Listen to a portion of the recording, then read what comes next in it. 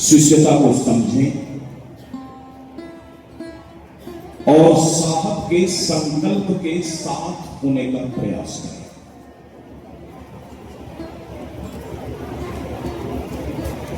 इस विधा की फिक्र भी यही है, इस विधा की चिंता भी यही है, इस विधा का दर्शन भी यही है।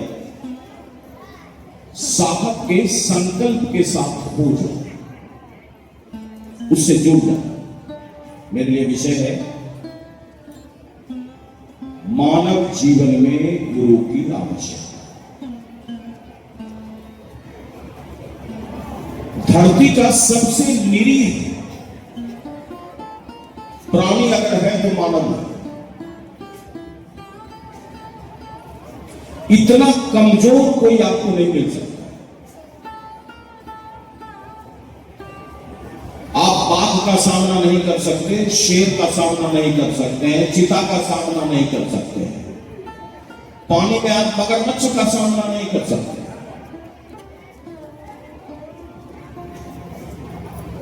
घने रात में आप चल नहीं सकते हैं, तेज हवा को आप झेल नहीं सकते, तीव्र बारिश में बहुत ज्यादा आप भीग नहीं सकते, तेज धूप आप बर्दाश्त नहीं कर सकते। इतनी कमजोरियां हमारे अंदर में हैं, इतने निरीह हैं, और समय पर तो हमारा नियंत्रण है ही नहीं। कल क्या होगा हम आप नहीं जानते। आजकल देखते हो कि नाचते नाचते लोग मर जा रहे हैं, धरती हिलती है, लाखों लाख लोग बेघर हो जाते हैं, गांव के गांव में समा जाते हैं।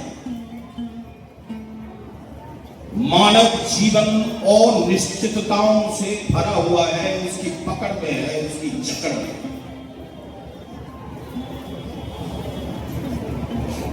और ऐसी स्थिति में हमें एक सहारा चाहिए, हमें एक अवलंबन चाहिए, हमें एक प्रकाश चाहिए, एक दीपक चाहिए जो हमको अपने जीवन को संवारने में मदद करे, जीवन जीने में मदद करे, अपने भविष्य के निर्धारण में मदद करे, जो अनिश्चितताओं में हमें उसको चीर कर आगे ले जाने के लिए हमें संबल दे, हमें साहस दे। और इस जगह साहब की दी हुई यह विधा बिल्कुल अलहदा है, बिल्कुल जुदा है, बिल्कुल अलग है। आप कितने भी शास्त्र पढ़ लें, दुनिया के तमाम दर्शन का अध्ययन कर लें, एक से एक धर्म को गहराई से आप पढ़ें समझें, शिव शिष्यता का कोई सानी नहीं है। इसके समानांतर कोई भी आध्यात्म नहीं है, कोई भी धर्म नहीं है, कोई भी दर्शन नहीं। बिल्कुल जुदा है, बिल्कुल अलग है। अलग इसलिए है, अलग इसलिए है कि इसका संबंध परिणाम से,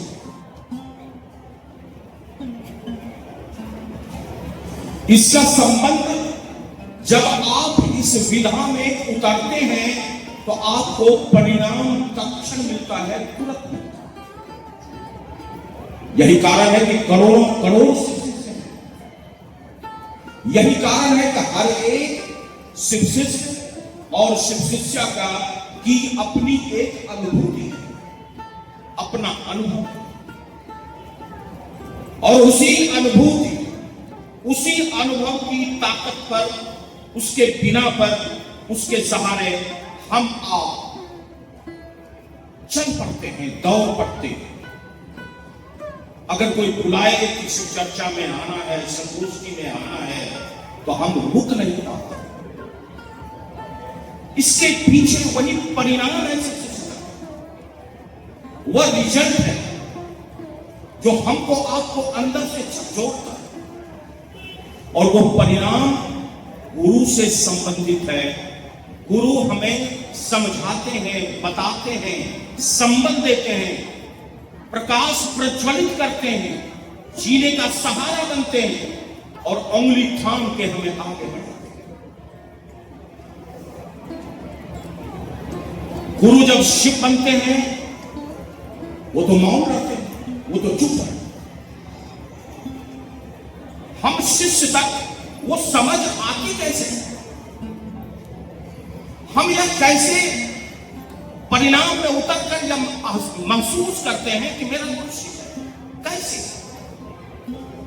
गुरु शिव परिस्थितियां पैदा करते हैं और उस परिस्थिति में जब हम अपने गुरु के सन्मुख होते हैं, गुरु से जब हम आग्रह करते हैं, गुरु से समझ की भीख मांगते हैं, गुरु से दया की याचना करते हैं, उस परिस्थिति में गुरु के द्वारा दिया हुआ एक छोटा सा, एक छोटी सी अनुभूति, एक छोटा सा अनुभव, एक छोटी सी सलाह, एक छोटी सी समझ हमें उस परिस्थितियों से निकलने में सहायक है और वही अनुभूति का आधार बनता है। इसलिए हमारे जीवन में हमेशा गुरु की आवश्यकता है। तो शिव गुरुओं के गुरु है और गुरु का शाब्दिक अर्थ है जो अंधकार से प्रकाश की ओर ले जाए, और शिव से बड़ा कोई गुरु हो ही नहीं सकता है क्योंकि वह परमात्मा है और सारे पद, सारी स्थितियां जो भी निश्चित हुई है वो परमात्मा से हुई है।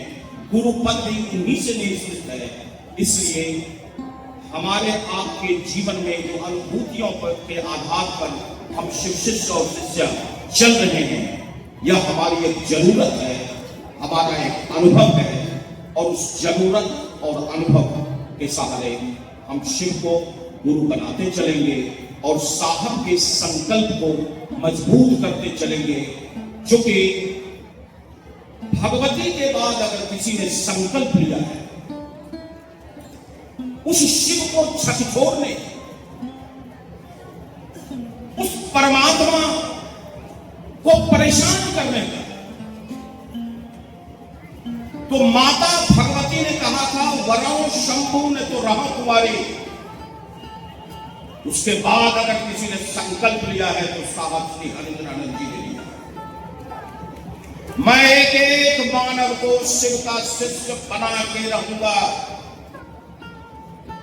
उसकी इस आवाज के साथ होइए, आप महसूस करेंगे कि खुद भगवती आपके साथ हमेशा खड़ी है। साहब के इस संकल्प को समझिए, गुरु की आवश्यकता को जानिए और हर एक आदमी को बताइए कि वह परमात्मा, वह शिव मेरे गुरु हैं। मेरा अनुभव है कि वह गुरु का काम करते हैं, मेरी अनुभूतियां हैं कि वो गुरु हैं। एक बार आप भी आजमा के देखिए, साहब हरिंद्रानंद जी भी आपके साथ रहेंगे और माता भगवती भी आपके साथ रहेगी। आप सबों को मेरा प्रणाम।